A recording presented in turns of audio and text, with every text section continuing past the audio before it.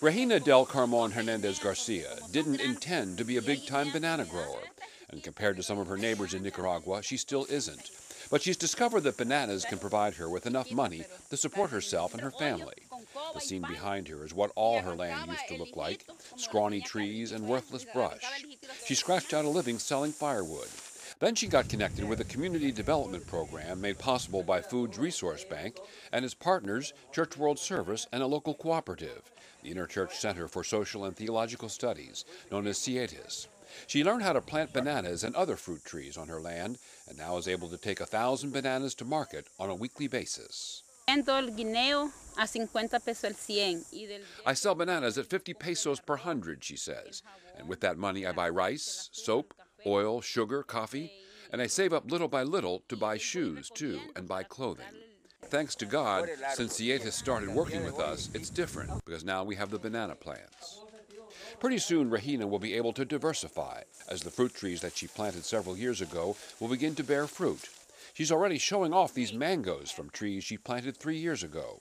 Eventually, she'll have mangoes to sell.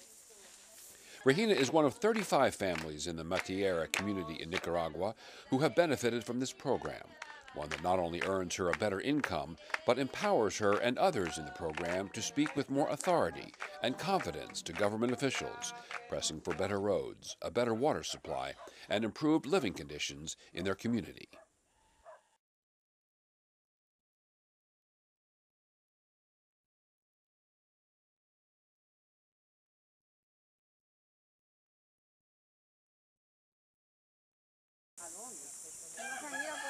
Jesus and Elba have learned that you can't put all your eggs in one basket if you want to farm in rural Nicaragua.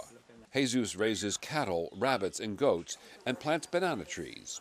But he also needs these worms to survive because they help produce organic fertilizer, which has become one of his main cash crops.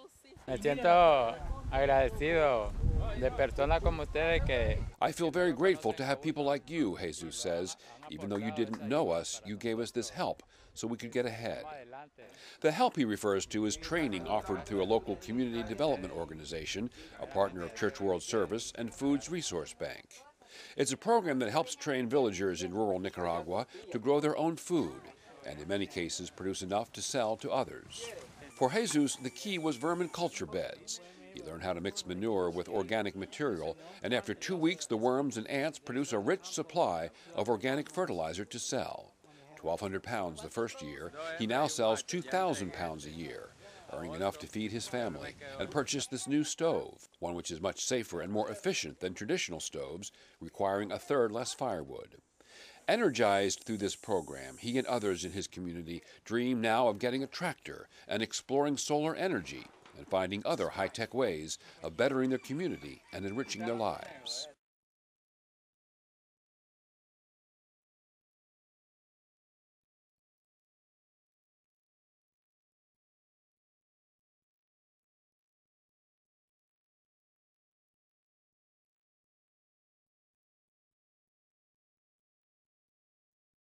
Drive along any highway in Guatemala and you'll find plenty of old tires. But now a community development program, working with Church World Service and funded through Foods Resource Bank, is encouraging people to put those tires to good use, to facilitate food production in communities like this one in the small village of Totonicapan. Olga Romano Tumas directs a group that's helping community people in this country find new ways to feed themselves and have enough produce to sell. Before, she says, our people used these tires for burning during protests as propaganda materials. But gradually, that's changing, and we found they're good for planting vegetables in. Right now, she says, we've planted onions, but we can also plant radishes, beets, cauliflower, turnips. These tires are of use to us now. They're filled right now with an organic material. This works for people who don't have land, who don't have a place to plant. Even on rooftops, you can do organoponics.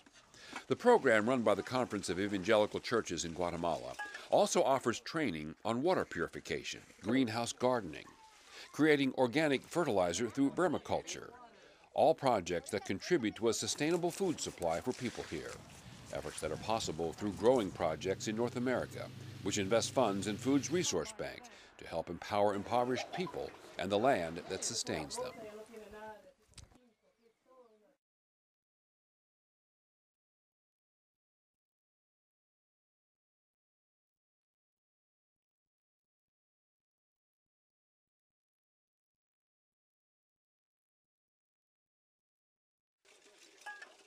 As in most Latin American countries, clean water is a scarce commodity in Guatemala.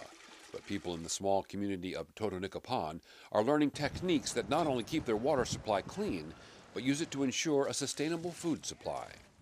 Through a program funded by Food's Resource Bank, working with local partners, villagers such as Maria are using a 3-stage filtration process to purify wastewater and make it clean enough to water crops at their greenhouse.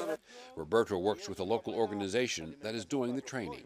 Haciendo un reciclaje con la construcción de los pequeños. We recycle the wash water, he says, with the construction of the little ponds near the houses and keep them clean with ninfas, a kind of water hyacinth, because the water is obviously a little dirty and we have to clean it up a bit. Between water from wells, rainwater, and these filtration systems, he says, we manage to water the vegetables, not just in the greenhouses, but in the gardens as well. The nympha plants, which grow in the holding ponds, actually remove about 50% of the impurities in the water. They also help control mosquitoes and can be harvested and fed to ducks and geese. With an adequate supply of clean water, people in this village can keep their greenhouses going and provide themselves and their neighbors with enough food to meet their needs.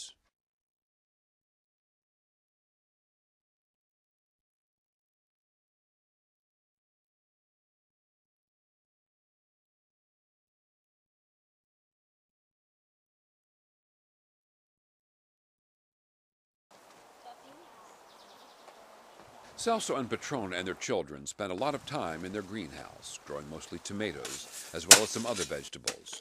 But this project was actually Petrona's idea, encouraged by a community development program at her village in Totonicapán, funded by Food's Resource Bank.